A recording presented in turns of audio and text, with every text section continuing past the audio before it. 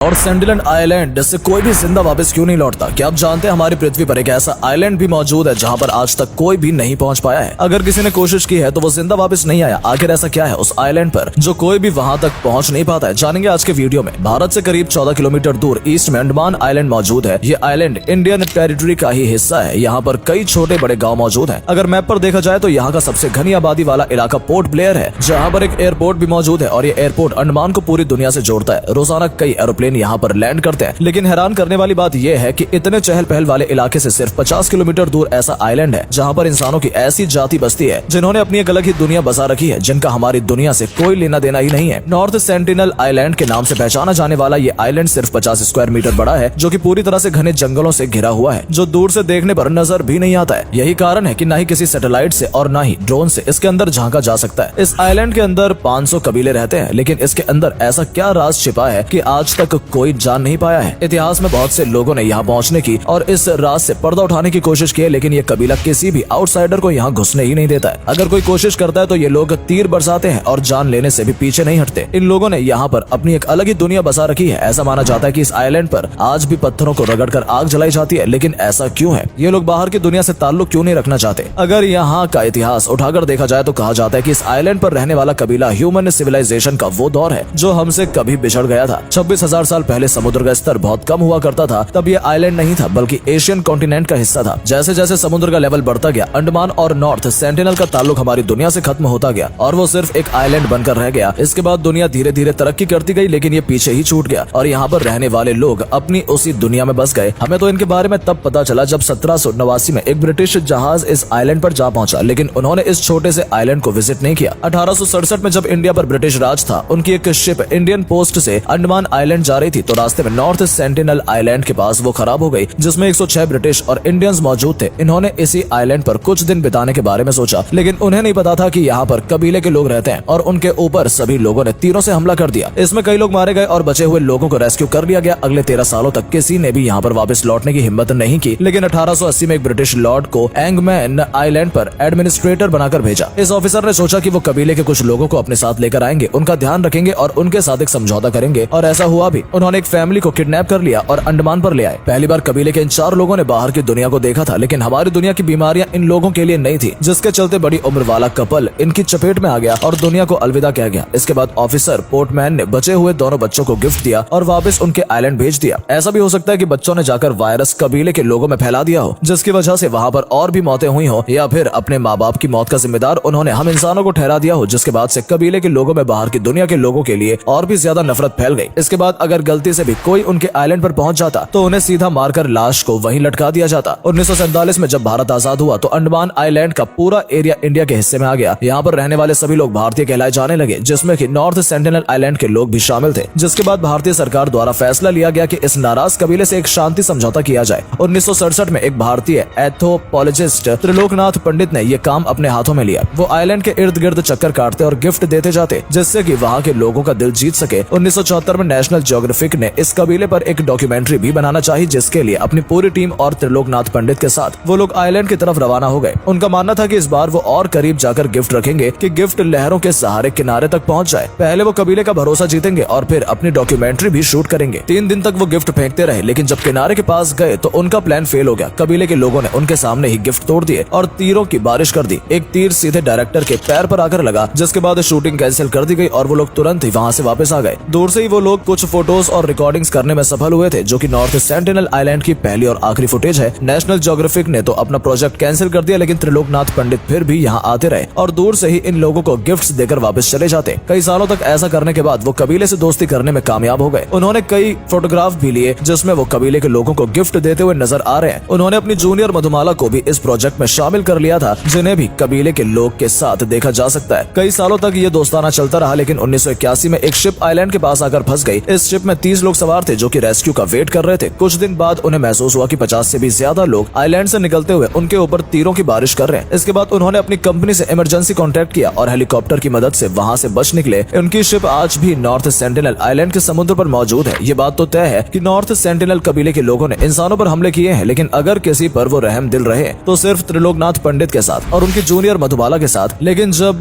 त्रिलोकनाथ पंडित retire हो गए तो इंडियन गवर्नमेंट ने आइलैंड से जुड़े सभी फ्यूचर प्रोजेक्ट कैंसिल कर दिए और आइलैंड को सील कर दिया। तब से लेकर आज तक इंडियन नेवी के शिप यहाँ पर पेट्रोलिंग करते हैं, लेकिन किसी को भी किसी भी वजह से इस आइलैंड पर रुकने या अंदर जाने की इजाजत नहीं है। लेकिन बात सिर्फ यहीं खत्म नहीं होती है। 2006 में 2 मछुआरे गलती से इस आइलैंड पर जा पहुंचे। उस एरिया में 2 मछुआरे जो फिशिंग कर रहे थे, उन्होंने देखा कि कबीले के कुछ चंद लोगों ने दोनों मछुआरों को उनकी आंखों के सामने ही मार डाला और उनकी लाश को बीच के किनारे लटका दिया। इस हादसे के 12 सालों तक किसी ने भी नॉर्थ सेंटिनल आइलैंड पर जाने की हिम्मत नहीं की। लेकिन 2018 में अमेरिका से ताल्लुक रखने वाले 26 साल के जॉन एलन ने यहाँ छुप कर जाने के बारे में सोचा। उन्होंने कुछ मछुआरों को रिश्वत देकर जबरदस्ती नॉर्थ सेंटिनल आइलैंड पर जाने के लिए कहा। वो एक अलग ही मिशन पर गए थे। उनका मिशन था कबीले के लोगों को क्रिश्चियन धर्म का महत्व समझाना। जैसे तैसे जॉन आइलैंड पर पहुंच तो गए, लेकिन उनकी किस्मत अच्छी नहीं थी। उन्हें भी कबीले के लोगों द्वारा मार दिया गया। जॉन समेत आज तक पता नहीं कितनी ही लाशें नॉर्थ सेंटिनल आइलैंड पर मौजूद हैं, जिनको वापस नहीं लाया जा सकता। भारतीय सरकार ने इस आइलैंड पर मौजूद लोगों को खुली छूट दे रखी है। वो जो चाहे अपने आइलैंड पर कर सकते हैं और बाहर की दुनिया पर पाबंदी लगा रखी है कि इस आइलैंड पर कोई भी नहीं जा सकता। यहाँ तक कि इस आइलैंड के 10 किलोमीटर के रेडियस में भी कोई नहीं जा सकता। ये आइलैंड दुनिया का एक ऐसा आइलैंड है जहाँ पर जाना मतलब मौत को गले लगाने के बराबर है। यहाँ पर रहने वाले लोग बाहरी दुनिया से कोई संपर्क नहीं रखना चाहते और शायद ये लोग इस आइलैंड पर मौजूद किसी राज को छुपाना चाहते हैं, जिसके बारे में किसी और को भनक तक नहीं लगने देना चाहते। इसलिए तो जब भी यहाँ कोई जाने की कोशिश करता है तो उसे मौत के घाट उतार दिया जाता है। इस आइलैंड की सच्चाई क्या है, ये आज तक रहस्य बना हुआ है, जिसे कोई सुलझा नहीं पाया। दोस्तों, आपको क्या लगता है? कमेंट करके जरूर बताइए।